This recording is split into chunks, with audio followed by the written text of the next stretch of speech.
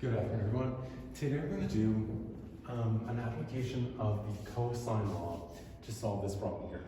So what we have is a regular decagon, regular meaning, again, that all side lengths are the same, and also meaning that all interior angles are also the same, right? So all interior angles, all 10 of them, are the same. So we are asked to find the area of this decagon, okay? Now, earlier in your study of this geometry unit, you presumably came across the formula for the sum of the interior angles of an n-sided polygon. So this, and that formula was S of n is equal to 180 degrees times n minus 2. Now, a decagon, as you can see, is a 10-sided polygon. So this would be the sum of the interior angles of a 10-sided polygon, which would be 180 times 10 minus 2. Of course, 180 times 8, and that is 1,440 degrees. And so, since this is a regular decagon, then it means that every one of the interior angles is, let's say, each interior angle is equal to the sum of the interior angles divided by how many interior angles there are, meaning divided by 10, and this is easy enough to do. That's 144 degrees. So those are the angles inside of our decagon, and so on and so forth, all the way around. And so now we know how to find the area of triangles, right? The area of a triangle you learned long ago is the base times the height divided by 2. And so since point O is the center of our regular decagon, we can make an isosceles triangle by connecting it to two consecutive vertices, right?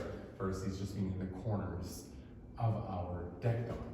And since this is the center, this acts as a radius, and so this side length is also 12 centimeters, making this an isosceles triangle.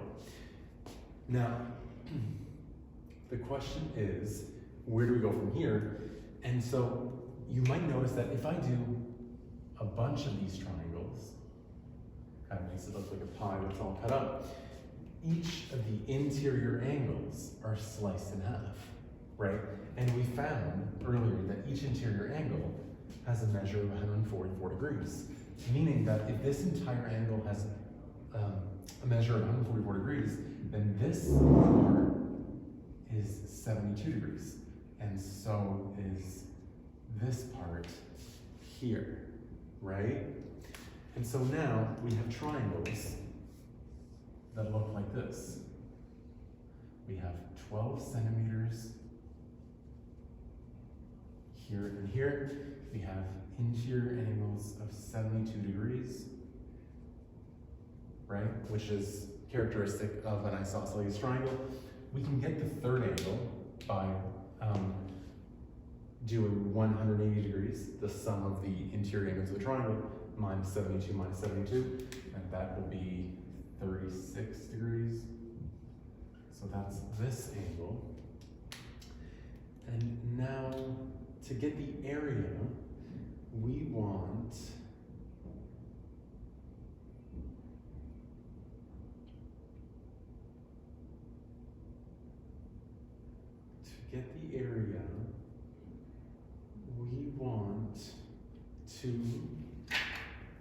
we need the base, and this should say the base and the perpendicular height to the base, right?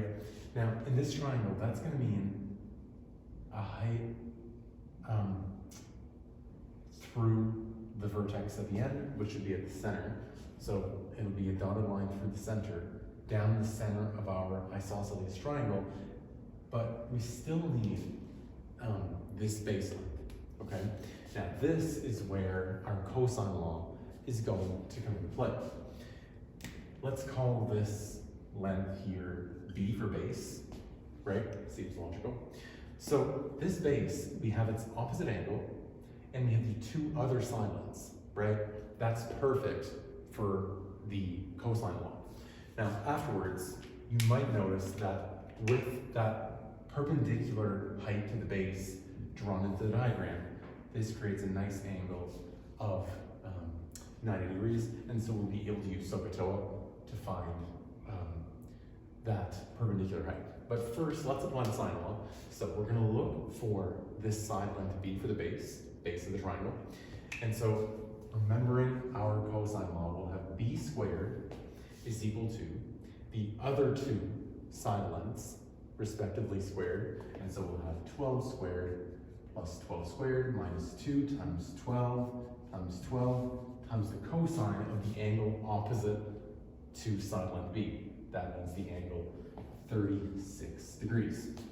And now we're solving for B. Our unknown is already isolated on one side. All we need to do is get rid of that square, and we do that by simply taking the square root of both sides. And so we can quickly throw all of this into a calculator if you have a decent calculator, and you'll have B being equal to, feel free to do that step by step, or again, if you have a good calculator, you can throw that all in at once. We'll have the square root of 12 squared plus 12 squared minus 2 times 12 times 12 times the cosine of 36 degrees. Make sure your calculator's in degree mode. And we get a base length of 7.4. 7.4, do we have any units? Centimeters. Okay, so that is the base of our isosceles triangles, right? Just reminding you, we're gonna have 10 of those, right? One with each of the side lengths of the decagon, right? So now we have the base with length 7.4.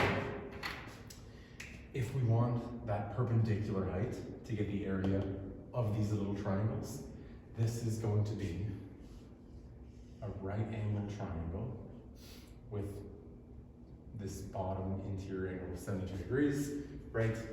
This one will be half of 36 degrees, so that's 18 degrees. We know this is 12 centimeters, that's our hypotenuse, and so we have different options for finding, let's call this height perpendicular, right? That little upside down T is simply a perpendicular symbol, the height that is perpendicular to the base, right? Because that's how we find the area of the triangle, after all. And so we'll say that the perpendicular height, we can write it as a ratio.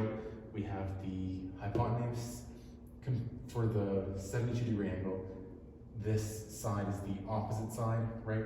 Opposite side. And so opposite and hypotenuse means we use sine, SOHCAHTOA, right? Meaning sine of 72 degrees is equal to the perpendicular height over 12. And now, doing a tiny bit of algebra to solve for the height, we can multiply both sides by 12, multiply both sides by 12, and we get that the perpendicular height is 12 times the sine of 72 degrees. And so that means, my marker is getting a little bit faint here, our perpendicular height is equal to, throw that into your calculator, 12 times the sine of 72 degrees is 11.4 centimeters, okay? And now we have just about everything we need to finish off this problem. So for each of these 10 isosceles triangles that we construct inside the decagon, we have the height that runs through from the middle of the triangle to the center of the decagon. We have the length of its base along the side, and so the area of each of those triangles is the base times the perpendicular height divided by 2, meaning that area of one triangle is going to be the base 7.4 centimeters times its perpendicular height of 11.4 centimeters divided by 2. And so the area of one triangle will be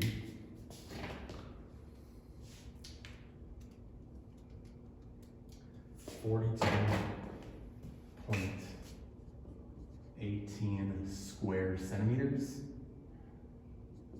And at the end of the day, we're tasked with finding the area of the entire decagon. Decagon means 10 sides. You can see that each side contributes one new triangle, and so obviously the area of the entire thing is going to be 10 of these areas. And so I'll block this off. The area of our decagon is going to be 10 times the area of one triangle,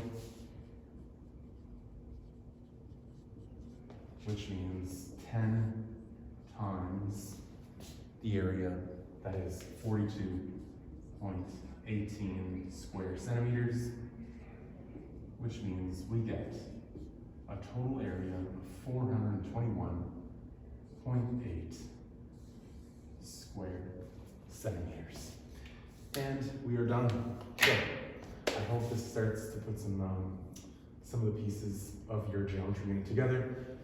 This is some of the interior angles of a polygon, regular polygons, and how those give us 10 equal interior angles, 10 equal side lengths, how we can construct triangles inside of different types of polygons. We often construct triangles because we know very well how to deal with triangles. So this is a very, very common strategy. I hope this helps. Thank you so much for watching. Take care.